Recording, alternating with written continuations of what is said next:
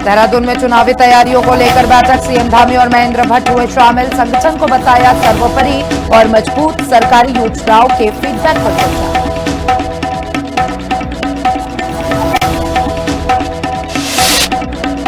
हवा में उड़ी उत्तराखंड की कार, अल्मोड़ा के युवा इनोवेटर रवि टमटा ने फ्लाइंग व्हीकल का टेस्ट सफल किया, सीएम धामी ने सराहा।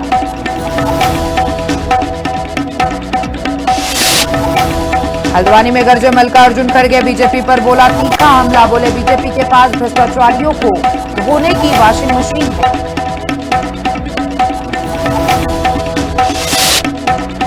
हरिद्वार में अंतिम चरण में कावड़ मेला, बैरागी कैंप में उत्तराखंड सरकार की व्यवस्थाओं से खुश शिवभक्त कावड़ियों ने जताया सीएम पुष्कर सिंह धामी का आभार। हरिद्वार कावड़ मेले में एसडीआरएफ का देवदूत अवतार, 24 रेस्क्यू अभियानों में 37 शिव भक्तों की बचाई जान। गंगा का जलस्तर बढ़ा, एसडीआरएफ ने जारी की अलर्ट।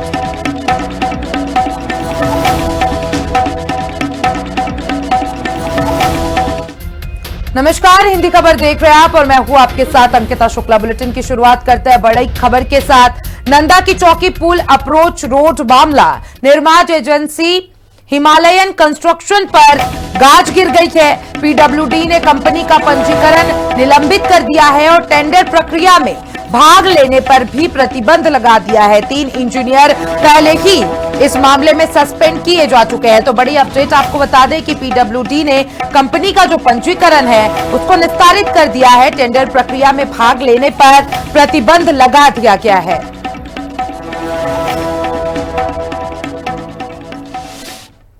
और देहरादून में राज्यपाल से मिले रामदास आठवले। आपको बता दें कि केंद्रीय सामाजिक न्याय अधिकारिता राज्य मंत्री आठवले राज्यपाल लेफ्टिनेंट गुरमीत सिंह से उन्होंने शिष्टाचार भेंट की है। सामाजिक न्याय से जुड़े विषयों पर इस दौरान चर्चा की गई है। तो देखिए, ये मुलाकात काफी महत्वपूर्ण मानी जा रही है और ये मुलाकात देहरादून में हुई है।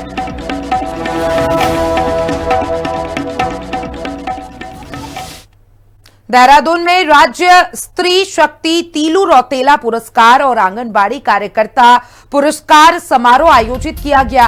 समारोह में विभिन्न क्षेत्रों में उत्कृष्ट कार्य करने वाली 14 महिलाओं और 35 आंगनबाड़ी कार्यकर्ताओं को राज्य स्तरीय सम्मान से नवाजा गया। मुख्यमंत्री पुष्कर सिंह धामी और महिला सशक्तिकरण एवं बाल विकास मंत्री रेखा आर्या ने सभी सम्मानित महिलाओं को पत्र देकर सम्मानित किया और साथ ही प्रत्येक पुरस्कार विजेता के खाते में 51,000 रुपए की सम्मान राशि डेबिट के माध्यम से भेजी गई है। तो आपको बता दें कि डीबीटी के माध्यम से ये राशि भेजी गई और कार्यक्रम के दौरान मुख्यमंत्री ने दोनों पुरस्कारों की सम्मान राशि बढ़ाने की घोषणा भी की है। अब तीलू रौतेला पुरस्कार की राशि 51,000 से बढ़कर 75,000 और उत्कृष्ट आंगनबाड़ी कार्यकर्ता पुरस्कार की राशि 51,000 से बढ़ाकर 61,000 रुपए की जाएगी।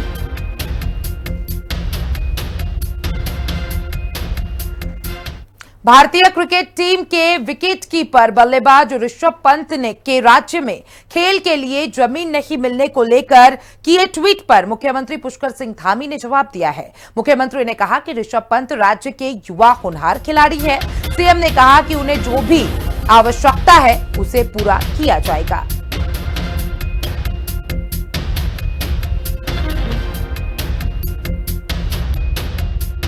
बिल्कुल उनका स्वागत है, वो आएंगे तो बिल्कुल जो भी मदद चाहते हैं वो करेंगे।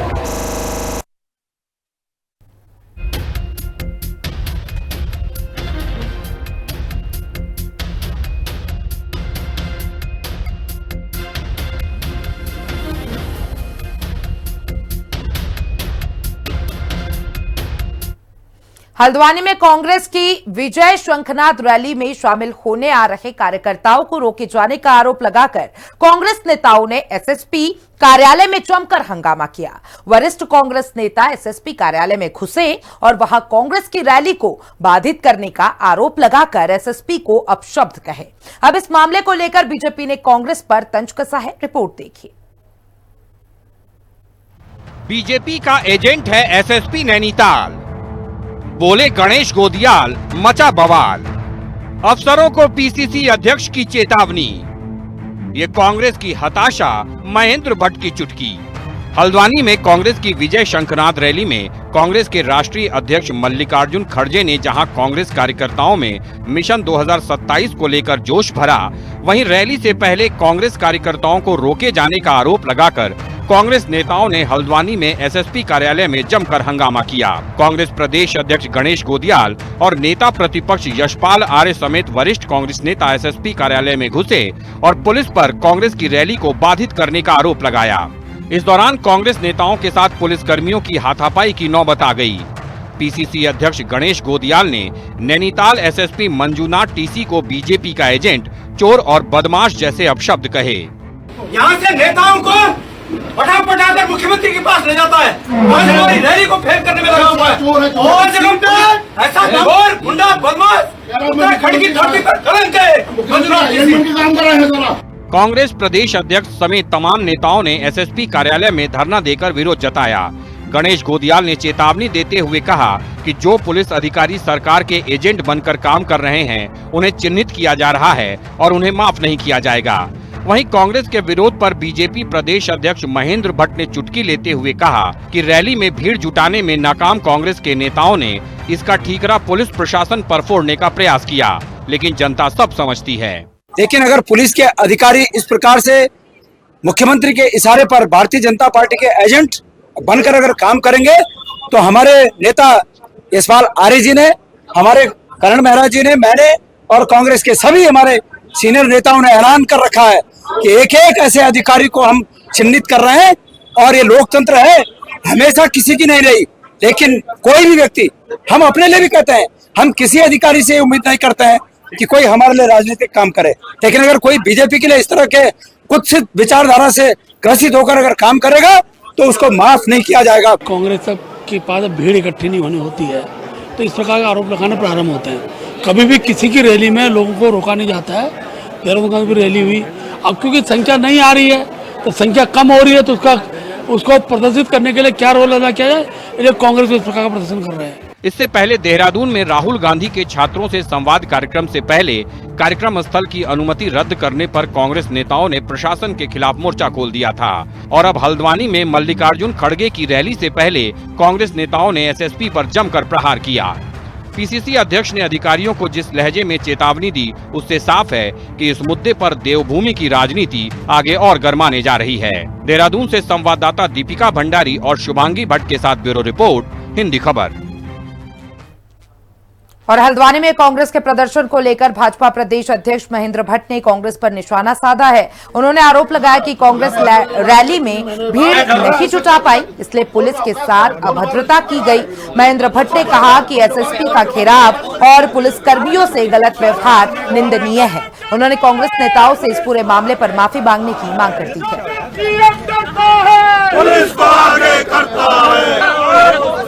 देखिए, हम आज के कांग्रेस के प्रदर्शन की और जिस प्रकार कृत्य कांग्रेस ने किया है उसके हम घोर भर्त्सना करते हैं। संख्या जुट नहीं रही है, लोग आ नहीं रहे हैं और उसकी खुंदक जो है थाने में उतार रहे हो, घोर निंदा करता हूं। और मैं चाहूंगा कांग्रेस को इसके लिए माफी मांगनी चाहिए, वरना उत्तराखंड की जनता देख रही है कि कांग्रेस ने जिस प्रकार से जो पुलिस प्रशासन हमारी रक्षा के लिए, व्यवस्था जुटाने के लिए, व्यवस्था ठीक करने में लगा रहता है, ऐसे पुलिस के जवानों को हतोत्साहित करने का कांग्रेस के नेताओं ने किया है, जिसकी घोर भर्त्सना की जाती है।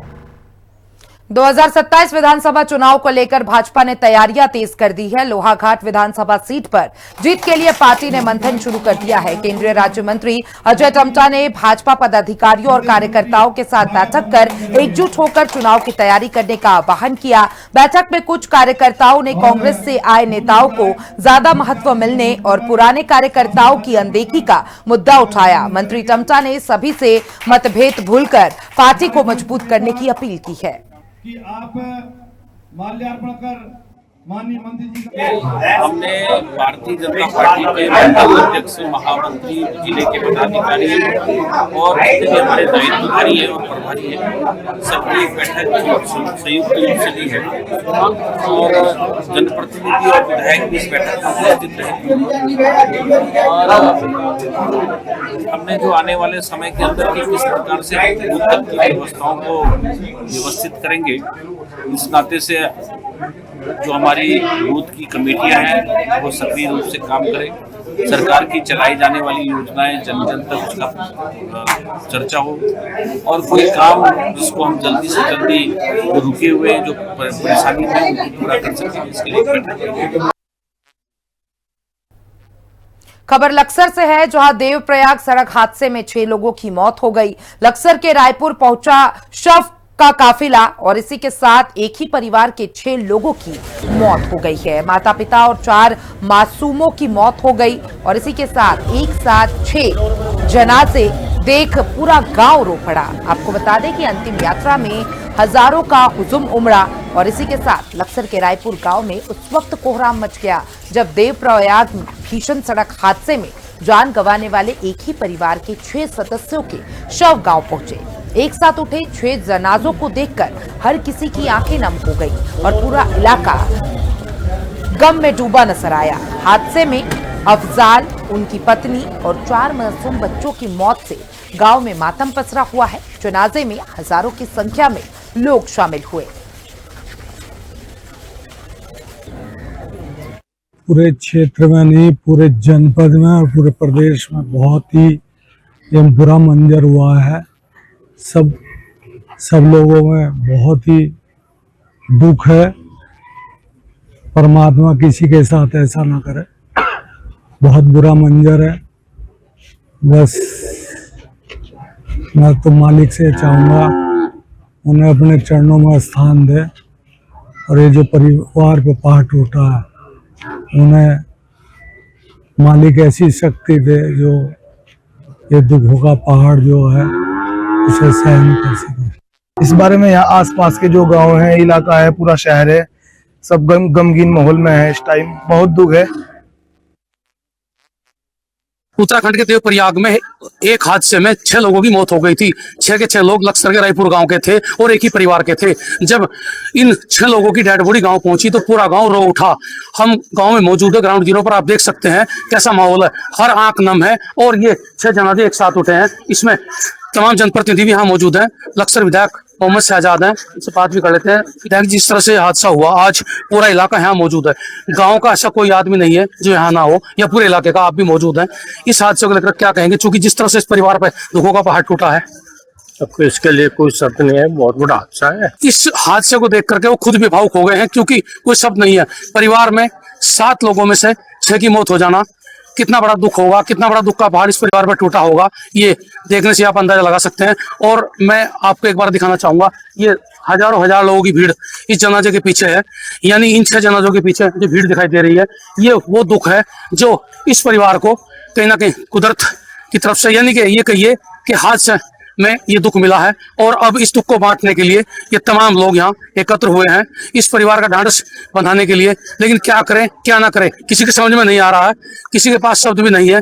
वजह यह है कि आज तक इतना बड़ा हादसा कभी इस गांव ने या आस पड़ोस के इलाके के लोगों ने नहीं देखा है। एक परिवार के 6 लोगों की मौत, आप अंदाजा लगा सकते हैं क्या हो रहा होगा, किस तरह से लोग इसे बर्दाश्त कर रहे होंगे। अब ये जनाजा 6 लोगों का उठा है, कब्रिस्तान की तरफ ये लोग जा रहे हैं।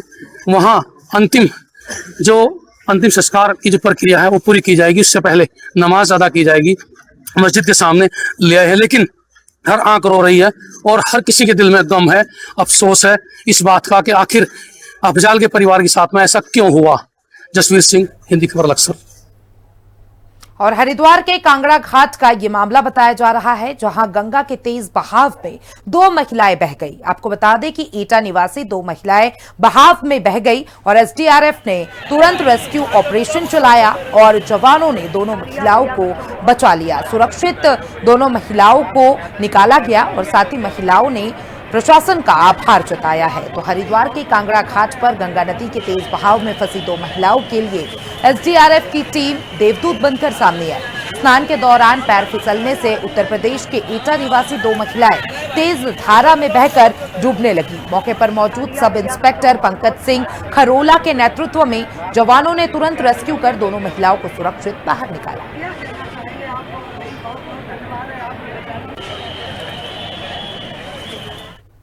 ऋषिकेश के त्रिवेणी घाट पर गंगा के तेज बहाव में बहे युवक को जल पुलिस, एसडीआरएफ और आपदा राहत दल के जवानों ने सुरक्षित बचा लिया। 22 वर्षीय कपिल हरियाणा का रहने वाला है, जो गंगा में बहने लगा था। जवानों ने तुरंत रेस्क्यू ऑपरेशन चलाकर उसकी जान बचाई। युवक ने उत्तराखंड पुलिस और रेस्क्यू टीम का आभार जताया और इस घटना में जवानों की बहादुरी और तत्परता देखने को मिली है। ये रही टीम जिन्होंने आज लगभग 2 बजे हमें सूचना मिली कि कोई व्यक्ति बह के जा रहा है।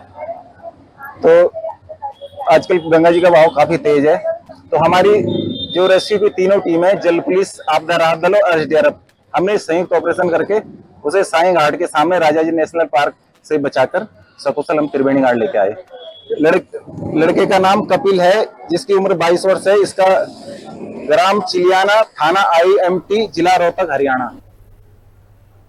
और विकासनगर के भीमावाला गांव में बारिश के दौरान मकान ढहने से बेघर हुए 3 अनाथ भाइयों की मदद के लिए अब वक्फ बोर्ड आगे आया है। उत्तराखंड वक्फ बोर्ड के अध्यक्ष शादाब शम्स ने गांव पहुंचकर बच्चों से मुलाकात की और उन्हें 51,000 रुपए की आर्थिक सहायता दी। उन्होंने बच्चों की पढ़ाई, आवास और अन्य जरूरतों में हर संभव मदद का भरोसा दिया। वहीं विधायक मुन्ना सिंह चौहान ने भी बच्चों से मुलाकात कर सहयोग का आश्वासन दिया। जो बेसहारा लोग हैं, कायदे में वक्फ बोर्ड इन्हीं का है।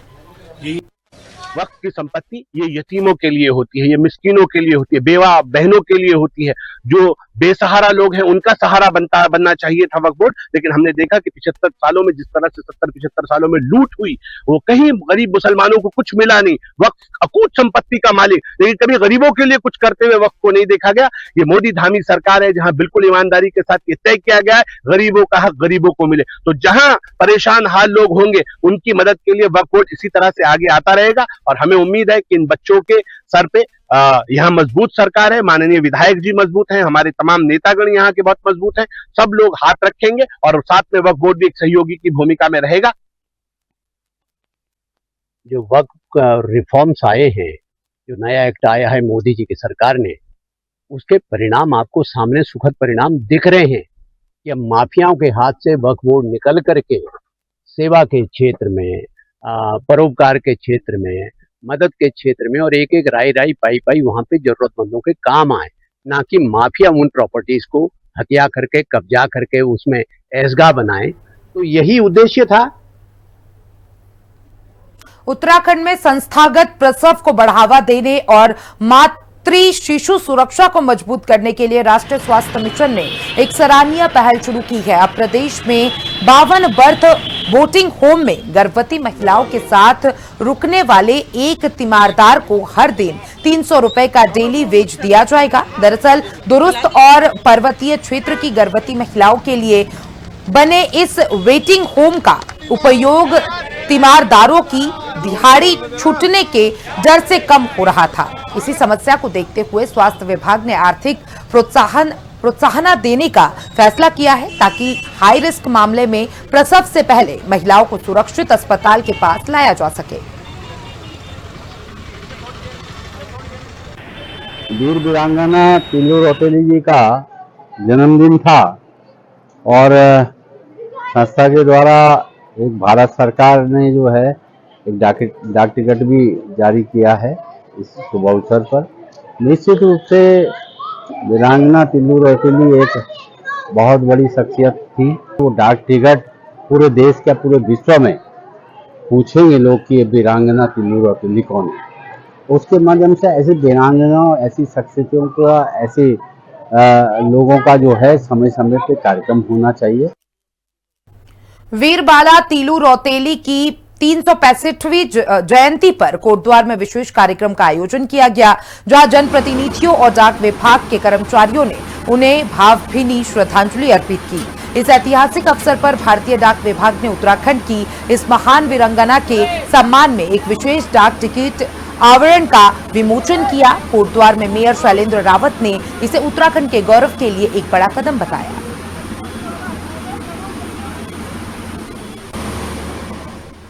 और फिलहाल मेरे साथ इस बुलेटिन में बस इतना ही। देश और दुनिया के तमाम अपडेट्स के लिए देखते रहिए हिंदी खबर।